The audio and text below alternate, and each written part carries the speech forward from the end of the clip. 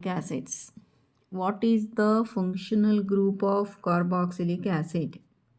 C double bond OH, or simply it is called as COOH.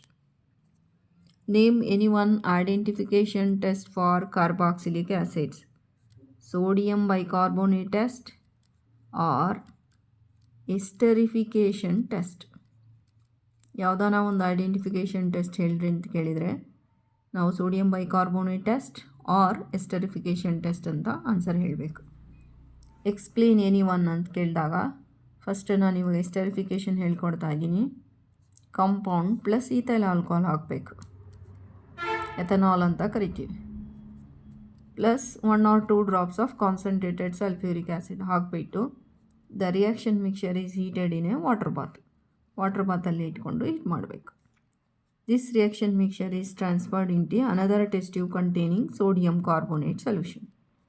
ಇಲ್ಲ heat ಆದಮೇಲೆ sodium carbonate ಸೊಲ್ಯೂಷನ್ಗೆ transfer ಮಾಡಿದಾಗ ನಮಗೆ Frooti odour ಅಥವಾ Frooti smell appear ಆದರೆ ಓಡರ್ಗೆ ಸ್ಮೆಲ್ ಅಂತ ಕರಿತೀವಿ. ಆವಾಗ ಕಾರ್ಬಾಕ್ಸಿಲಿಕ್ ಆ್ಯಸಿಡ್ಸ್ ಆರ್ ಪ್ರೆಸೆಂಟ್ ಅಂತ ಅರ್ಥ. ಇಲ್ಲಿ ಸಲ್ಫ್ಯೂರಿಕ್ ಆ್ಯಸಿಡಿನ what is the role of sulphuric acid in esterification test ಅಂತ ಕೇಳಿದಾಗ, so concentrated sulphuric acid acting as a catalyst, ಅಂದರೆ ವೇಗವರ್ಧಕನೂ ಹೌದು, and it also acting as a dehydrating agent. ನೀರು ಹೊರಗಡೆ ಹೋಗಲಿಕ್ಕೆ, ಅಂದರೆ ಆಲ್ಕೋಹಾಲು ಮತ್ತು ಕಾರ್ಬಾಕ್ಸಿಲಿಕ್ ಆ್ಯಸಿಡ್ ಎರಡೂ ರಿಯಾಕ್ಟ್ ಆದಾಗ ಅಲ್ಲಿಂದ ನೀರು ಎಲಿಮಿನೇಟ್ ಆಗುತ್ತೆ. ಅದು ಹೋಗಲಿಕ್ಕೂ ಕೂಡ ಸಲ್ಫ್ಯೂರಿಕ್ ಆ್ಯಸಿಡ್ಡು ಬೇಕು. ಇದು ಎಸ್ಟರಿಫಿಕೇಷನ್. ಇಲ್ಲ ನಾನು ಸೋಡಿಯಂ ಬೈಕಾರ್ಬೋನೇಟ್ ಟೆಸ್ಟ್ ಹೇಳ್ತಿದ್ದೆ ಅಂದರೆ ಕಂಪೌಂಡ್ಗೆ ಜಸ್ಟ್ ಸೋಡಿಯಂ ಬೈಕಾರ್ಬೋನೇಟ್ ಹಾಕಿದಾಗ ನಮಗೆ ನಿಧಾನಕ್ಕೆ ಎಫರ್ವಿಸನ್ಸ್ ಬರುತ್ತೆ. ಇದನ್ನು ನಾವು ಸ್ಲೋ ಎಫರ್ವಿಸನ್ಸ್ ಅಂತ ಕರಿತೀವಿ.